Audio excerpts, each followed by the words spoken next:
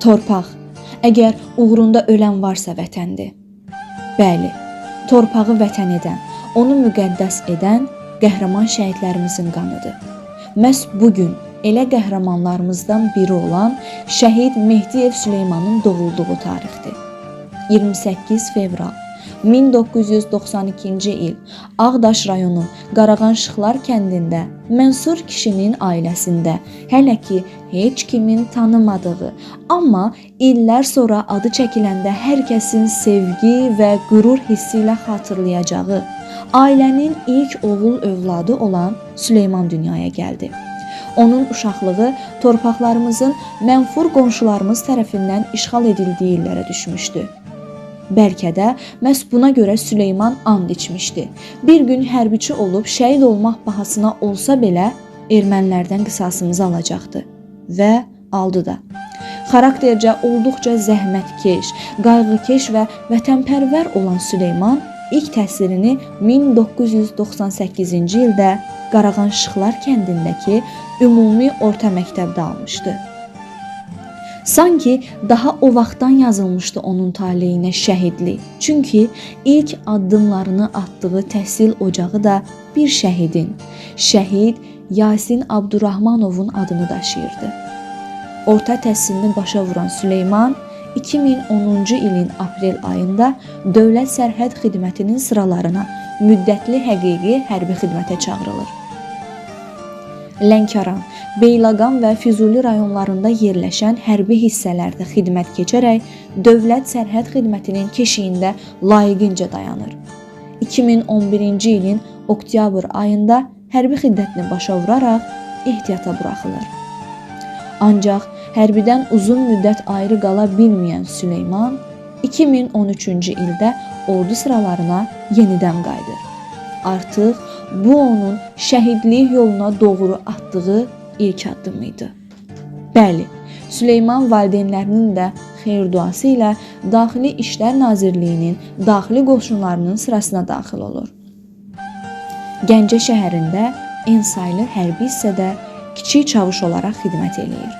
Dəfələrlə komandanlıq tərəfindən vəzifəsini layiqincə yerinə yetirdiyi üçün mükafatlandırılır. O, 2016-cı il aprel döyüşlərinin də fəal iştirakçısı olub. 2020-ci il 2-ci Qarabağ savaşında isə Gəncə və Gədəbəy ərazisində mülki şəxslərin təhlükəsizliyini təmin etmək üçün gecə-gündüz xidmət aparır. Daxili İşlər Nazirinin 29 iyun 2022-ci il tarixli müvafiq əmri ilə 3-cü dərəcəli qüsursuz xidmətə görə medalı ilə təltif olunur. Artıq bu vaxt Süleyman 10 il idi ki, qətiyyətlə vətənin keşiyində dayanırdı.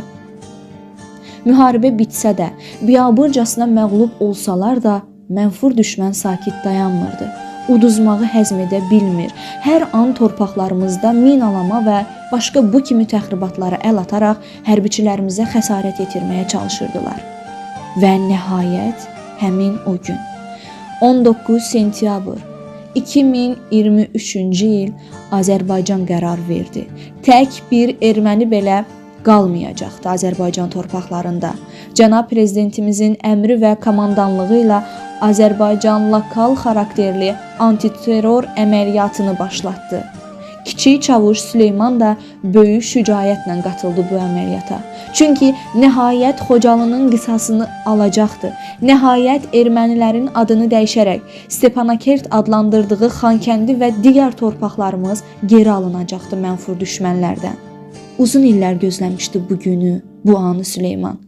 Sentyabrın 20-sinə keçən gecə şəhidimizin olduğu dəstə Laçın rayonunun Nağdalı kəndindən Kəlbəcər rayonunun Vəngli kəndinə doğru hərəkət edərkən erməni hərbiçilərinin hücumuna məruz qalır. İşğalçıların atəş nöqtəsi susturulur. Süleyman da ilk puskuda böyük şücaət göstərərək heç bir zədə almadan çıxır mühasirədən. Ancaq mənfur düşmən yenidən hücuma keçir. Bu dəfə Süleyman və 11 yoldaşı qəhrəmancasına döyüşərək şəhadətə ucalır. Azərbaycan Prezidentinin 7 noyabr 2023-cü il tarixli müvafiq sərəncamı ilə kiçik çavuş Süleyman Mehdiyev ölümündən sonra 3-cü dərəcəli vətənə xidmətə görə ordeni və Vətən uğrunda medalı ilə təltif olunur. Ancaq onun qazandıqları bununla bitmirdi. Süleyman və onun kimi qəhrəman oğullarımız ölümsüzlük qazanaraq əbədiyyətə yüksəldilər. Şəhidimiz ailəli idi. Vətənə əmanət 2 övladı qaldı. Oğlu Səid Mehdiyev 5 yaşındaydı atasının şəhid xəbərini alarkən. Qızı Aksana Mehdiyeva isə atasının şəhid olduğu tarixdən 20 gün sonra doğuldu. Bizlər vətən torpaqlarına həsrətlə baxmayaq deyə Süleyman kimi oğullarımız bir ömür həsrət qalmağı seçdi öz övladlarına. Ruhun və ucalığın qarşısında baş əyirəm şəhidim. Allah bütün şəhidlərimizə rəhmət eləsin. Siz bizim yeraltı sərvətimizsiz.